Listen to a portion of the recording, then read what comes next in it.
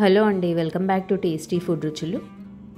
ఇవాల్టి రెసిపీ వచ్చేసి నాటుకోడి కూర. ఈ నాటుకోడి కూర ఎక్కువ మసాలాలు ఏమీ లేకుండా చాలా సింపుల్ అండ్ టేస్టీగా ఎలా చేయాలో చూద్దాం. ముందుగా స్టవ్ పైన కుక్కర్ గిన్నె పెట్టుకొని ఇందులో 2.5 టేబుల్ స్పూన్ ఆయిల్ యాడ్ చేసుకోవాలి. ఆయిల్ హీట్ అయిన తర్వాత ఇందులో ఒక బగారా ఆకు, తర్వాత 3 దాల్చిన చెక్క, 4 ఇలాచీలు, 4 లవంగాలు వేసుకోవాలి. నెక్స్ట్ 1 టీ స్పూన్ షాజీరా వేసుకొని ఫ్రై చేసుకోవాలి. తర్వాత 2 మీడియం సైజ్ ఆనియన్ని సన్నగా కట్ చేసుకొని ఇందులో వేసుకొని ఫ్రై చేసుకోవాలి. ఆనియన్ లైట్ బ్రౌన్ కలర్ వచ్చేంత వరకు స్టవ్ లో ఫ్లేమ్లో పెట్టుకొని ఫ్రై చేసుకోవాలి.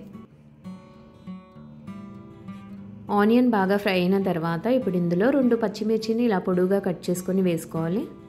తర్వాత కొద్దిగా కరివేపాకు వేసుకొని ఫ్రై చేసుకోవాలి. ఇలా ఫ్రై చేసుకున్న తర్వాత నెక్స్ట్ ఇక్కడ నేను 1/2 కేజీ వరకు నాటుకోడి ముక్కల్ని బాగా కడిగి తీసుకున్నాను. ఇప్పుడు ఈ చికెన్ ముక్కల్ని ఇందులో యాడ్ చేసుకోవాలి. ఇప్పుడు ఈ చికెన్ ముక్కల్ని ఫ్రై చేసుకోవాలి. ఇలా చికెన్ కొద్దిగా ఫ్రై చేసుకున్న తర్వాత కుక్కర్ మూతకి విజిల్ లేకుండా చికెన్లో నుంచి వాటర్ వచ్చేంత వరకు ఉడికించుకోవాలి.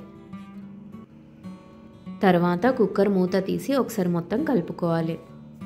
స్టవ్ మీడియం ఫ్లేమ్లో పెట్టుకొని ఒక 2 మినిట్స్ కలుపుతూ ఫ్రై చేసుకోవాలి. ఇలా చికెన్ మొత్తం ఒకసారి బాగా కలుపుకున్న తర్వాత ఇప్పుడు ఇందులో 2 టీ స్పూన్స్ అల్లం వెల్లుల్లి పేస్ట్ యాడ్ చేసుకొని మిక్స్ చేసుకోవాలి.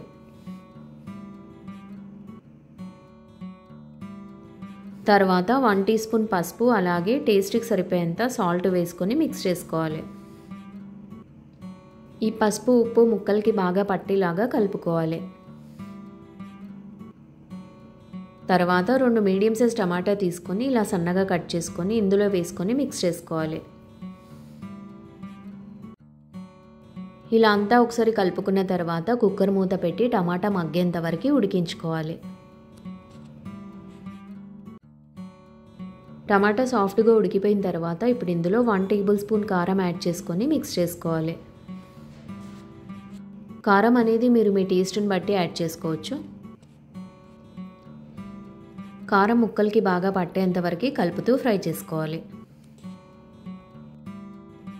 ఇలా ఫ్రై చేసుకున్న తర్వాత ఇప్పుడు ఇందులో వాటర్ యాడ్ చేసుకోవాలి. ఇందులో నేను 2 కప్పుల వరకు వాటర్ యాడ్ చేస్తున్నాను. మీరు గ్రేవీ కన్సిస్టెన్సీని బట్టి వాటర్ యాడ్ చేసుకోవచ్చు. ఇలా అంతా ఒకసారి మిక్స్ చేసుకున్న తర్వాత కుక్కర్ మూత పెట్టి ఒక 5 to 6 విజిల్స్ వచ్చేంత వరకు మీడియం ఫ్లేమ్లో ఉడికించుకోవాలి. చికెన్ ఒకవేళ ముదురుగా ఉన్నట్టయితే ఒక 8 to 9 విజిల్స్ ఉడికించుకోవాలి, లేదంటే 5 విజిల్స్ సరిపోతుంది. ఎందుకంటే ఇక్కడ నేను తీసుకున్న చికెన్ కొంచెం ముదురుగా ఉంది.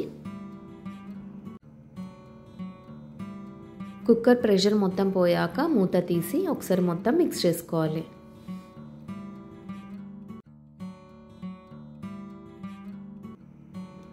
సో చికెన్ ఇలా సాఫ్ట్గా ఉడికిపోయిన తర్వాత స్టవ్ ఆన్ చేసి ఇప్పుడు ఇందులో 1 టీ స్పూన్ ధనియాల పౌడర్ అలాగే 1 teaspoon chicken masala powder add చేసుకొని మిక్స్ చేసుకోవాలి. ఇలా మొత్తం బాగా మిక్స్ చేసుకున్న తర్వాత స్టవ్ లో ఫ్లేమ్లో పెట్టుకొని ఒక 5 మినిట్స్ ఉడికించుకోవాలి.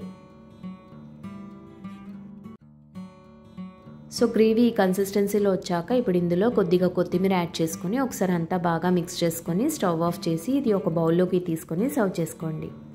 సో ఇదండి నాటుకోడి కూర తయారు చేసే విధానం. ఒకసారి మీరు కూడా ట్రై చేసి చూడండి. ఈ వీడియో మీకు నచ్చినట్లయితే లైక్ చేయండి, షేర్ చేయండి అండ్ సబ్స్క్రైబ్ చేసుకోండి. Thank you.